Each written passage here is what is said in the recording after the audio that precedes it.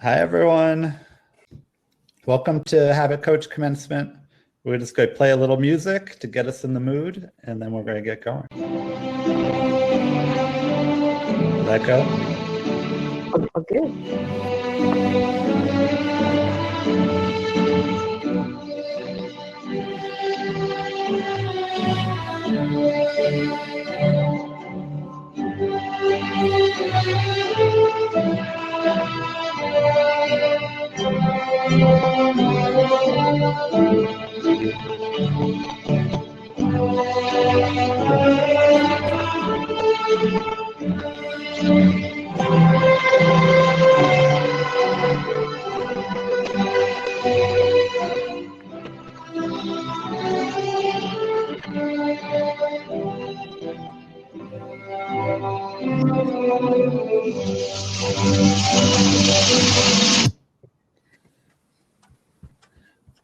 All right, everyone. Hello, everyone.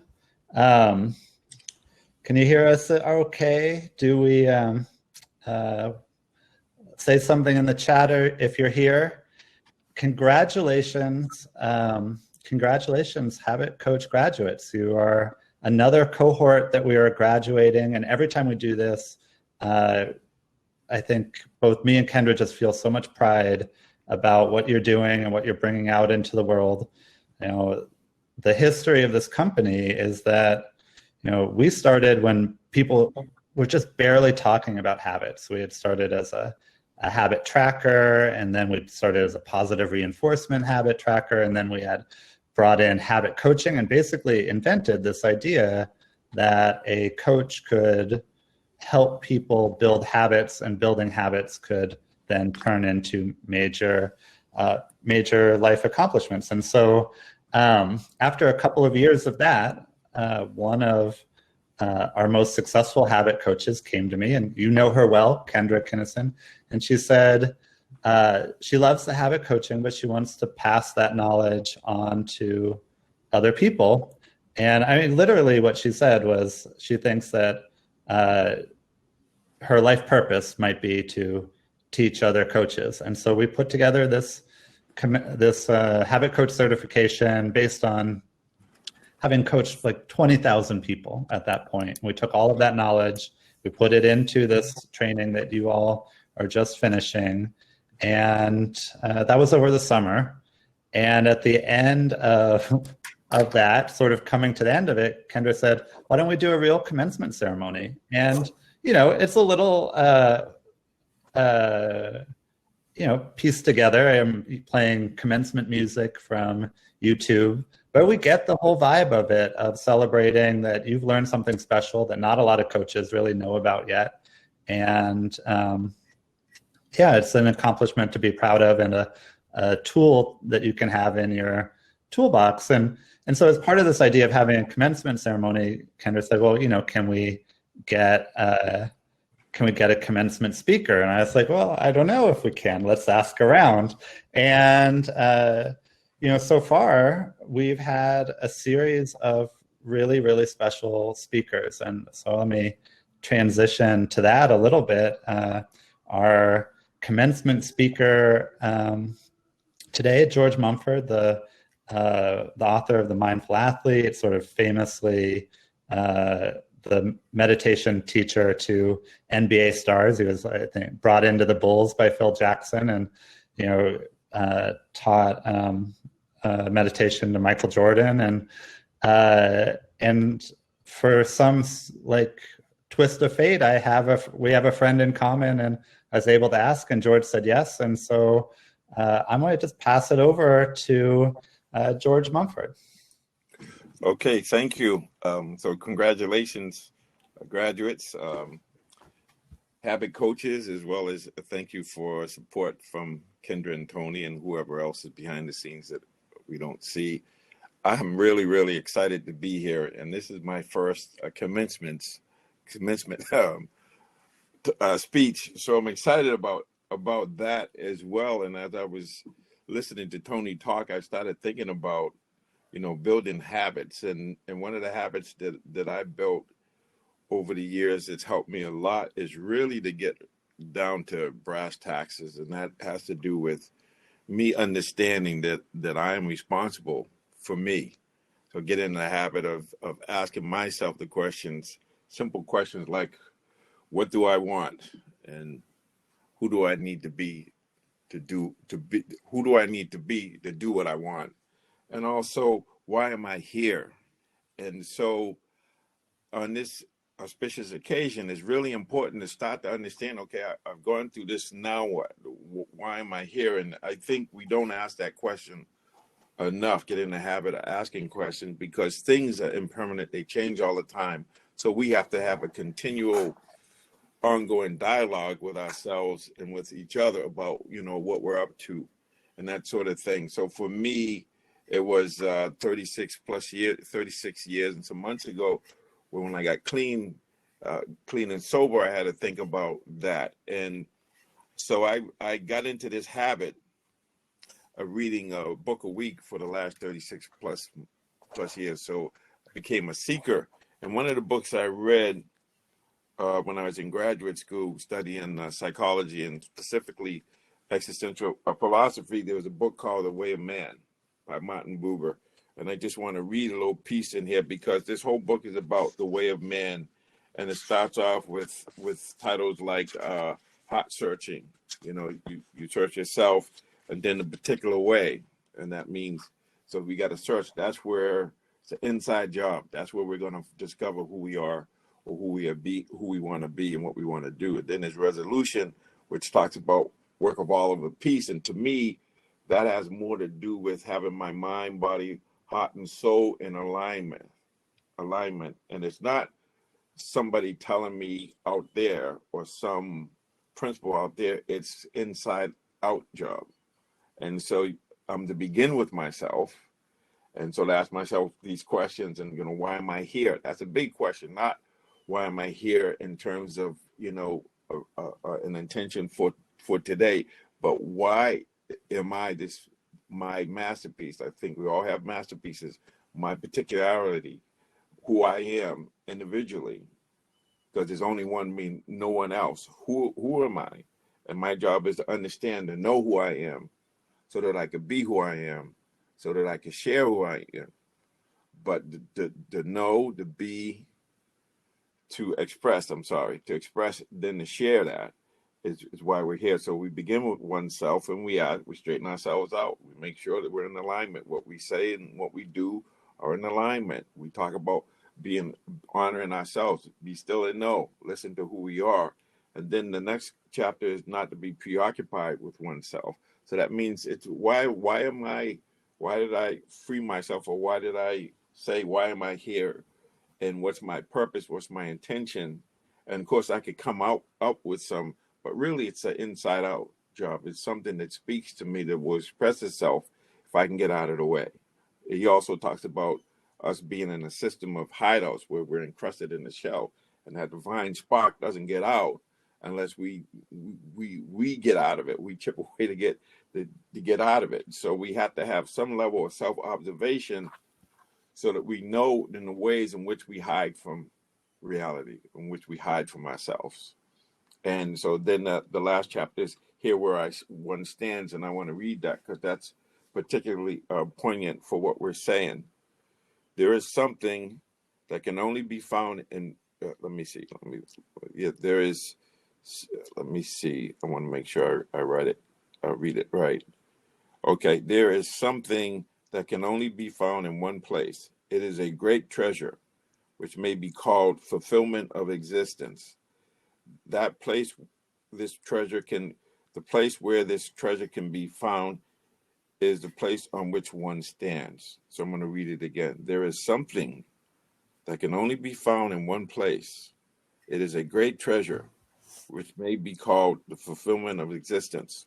The place where this treasure can be found is in the place on which one stands. And so we have this idea that we have to look for things and we have to do special things, but in actuality, where we are, we begin where we are, and this is where the treasure is. This is where we find ourselves in this moment, in this time. And it's a matter of just be still and know, but it's also, okay, how can I how can I express myself? Who am I? Know myself. And then I have to be myself so that I can express myself, so that I can share myself. So that's been my one of my purposes, is to help people find who they are. And the place to find who you are is where you stand. And so these little interactions with people, us being human beings, we have something that angels can't do.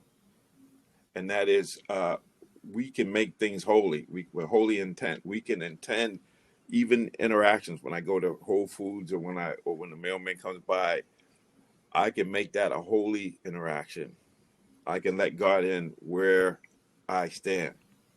And it's my interpretation, whether it's Buddha nature, Christ consciousness, Kuan Yin energy, but it's a divine spark that I can interact with the environment in a holy way, which makes me and I and the other one. We can connect. We can get beyond this illusion of separateness. And so in this time of COVID, it's really important that we don't let ideologies or other things prevent us from having our compassion, our empathy, and realizing that I and the other are one. And the best way to do this is together. So in terms of leadership, everyone here has an important role to develop these habits of inclusion, these habits of beginning with oneself, but not ending with oneself, but just really understanding that when I do something, I have to be fully present. I have to be wholly here, fully engaged, mind, body, heart, and soul, whatever I do. So even on this call, me coming in and sharing my experience, strength, and hope, this is what it's about. It's about, if you want to, for me, it's the best way to find yourself is to forget yourself in service. Forget yourself in this habit of just saying, okay, how can I serve? Even though I might be feeling a little uncomfortable with pain, it's not like I'm running from the pain, but it's also about me understanding that the best way to find myself, I have to embrace that no matter what the pain hurt is, and then at the same time generate hope or focus on what I can do, what I can create. So I know I'm coming near the end, and usually I just riff a little bit, and I'm kind of riffing here, but I'm so excited to be able to share this with you, because this is what I've been doing for the last 36 plus years, is on a daily basis in communion with myself, with my higher power. This is the vessel, whatever you want to call it, and just ask myself, okay, so how may I be of service today? How can I be myself in service today? And that's evolving. So the way it was 36 years ago and the way it is now, it's totally changed. It's not the same.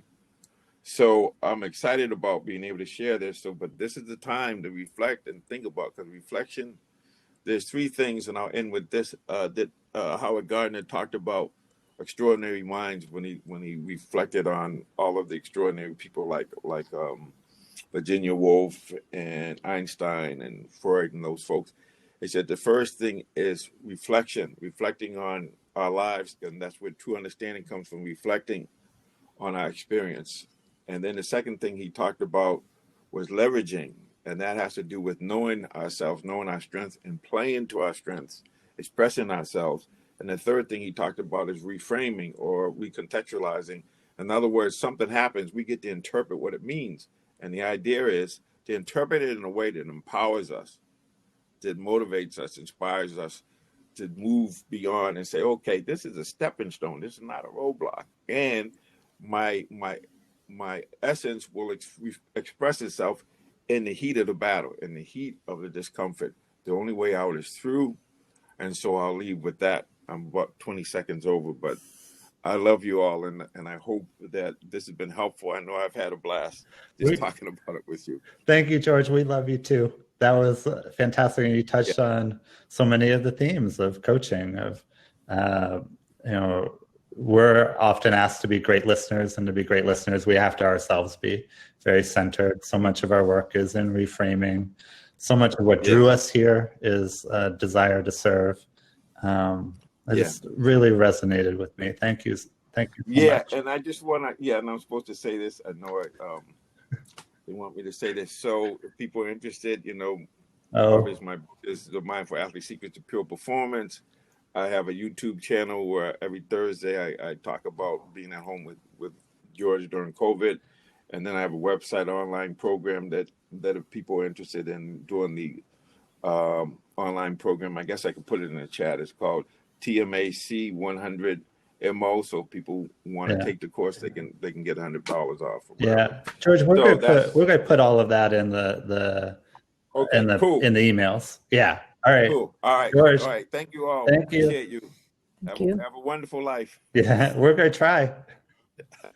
All right. Well, thank you so much, George. He's taken us to another important part of the commencement ceremony. Coach Kendra was going to step up and graduate people. Kendra, I might send it over to you. Sounds good. Thank you, Tony. And George, if you're still on, thanks so much. I've been looking forward to this since Tony mentioned it. I grew up a Bulls fan and had heard whispers of your name many decades ago. So I was excited and definitely digging into the book soon. But as Tony said, we are to my favorite part. Every few months, we get to have a graduation, and I am delighted to introduce our newest cohort of the Coach.me Habit Coach Certification Program. They've affectionately branded themselves HCC3. Can't disagree with that. These coaches have studied and practiced and can guide their clients through harnessing momentum to make positive changes. I'm especially proud of how they have supported and encouraged each other, making connections literally all around the world. So let's get started in recognizing these outstanding graduates.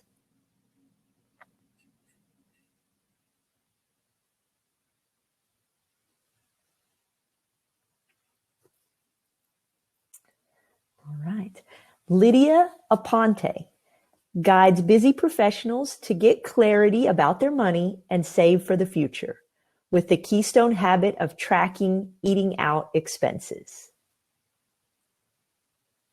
Sylvia Bastos helps beginner writers establish a consistent daily writing practice with the keystone habit of dedicating 10 minutes a day. Paco Cantero helps stressed entrepreneurs become productivity machines to achieve their goals with the keystone habit of using a simple to-do list. Jennifer Doherty guides executive leaders to enhance their communication style with humor, with the keystone habit included in their morning routine. Olga Epstein helps stressed out moms to master their mindset and prioritize self-care, with the keystone habit of a 1-minute gratitude practice.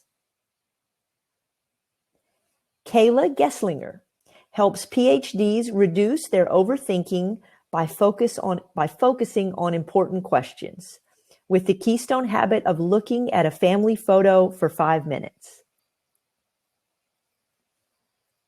Bridget Jem supports busy people who want to eat more plant-based vegan foods, even if they don't have time to cook, with the keystone habit of planning the next day's meals. Alex Gutierrez helps with budget and goal setting with the keystone habit of daily financial goals. Elizabeth Harper helps self-doubters transform into confident manifestors by igniting personal power and crushing limiting beliefs with the keystone habit of affirmations. Wojciech Jura helps busy individuals learn to appreciate life with the keystone habit of performing one activity daily with awareness. Zachary Lang helps high performers succeed at home and at work with the keystone habit of using a task manager daily. Dylan Lau helps overwhelmed leaders stay healthy with the keystone habit of doing one sit-up each day. Lunid Lewis helps high performers eliminate inner conflict with the keystone habit of a 9-minute morning routine. Andra Murtilos helps women lose the last stubborn few pounds with the keystone habit of eating smaller portions of the foods they love. Nina Morell helps leaders develop a mindful morning routine that prepares them for any challenge that the day may bring, with the keystone habit of making their bed. Ruben Munoz Aguilera helps new fathers with demanding jobs harness their inner mental and physical strength so they become the man and father they want to be, with the keystone habit of cold showers. Deepti Pema helps soulful women to awaken their femininity, creativity, and confidence to live a fully expressed, joyful, and juicy life, with the keystone habit of dancing to a song each day. Dipanshu Rawal helps young professionals live a purposeful and emotionally healthy life, with the keystone habit of daily reflection. Ben Simmons helps busy minds find their pause button, with the keystone habit of small, mindful breaks each day. David Squires helps people who feel tired when they get home at the end of the day generate more energy, with the keystone habit of a breathing exercise for 1 minute. Ryan Stevens helps motivated, self-aware men set and achieve breakthrough goals, with the keystone habit of writing down 3 things they're grateful for. Connor Swenson helps ambitious tech workers find focus, with the keystone habit of cultivating a daily meditation practice. Brent Wallace helps clients feel primed for clarity and success, with the keystone habit of daily rituals. Lance Whipple helps entrepreneurial-minded real estate agents achieve breakthroughs, with the keystone habit of setting daily priorities. Melissa Wiley helps busy, scattered adults find creative fulfillment, with the keystone habit of nourishing, joyful play.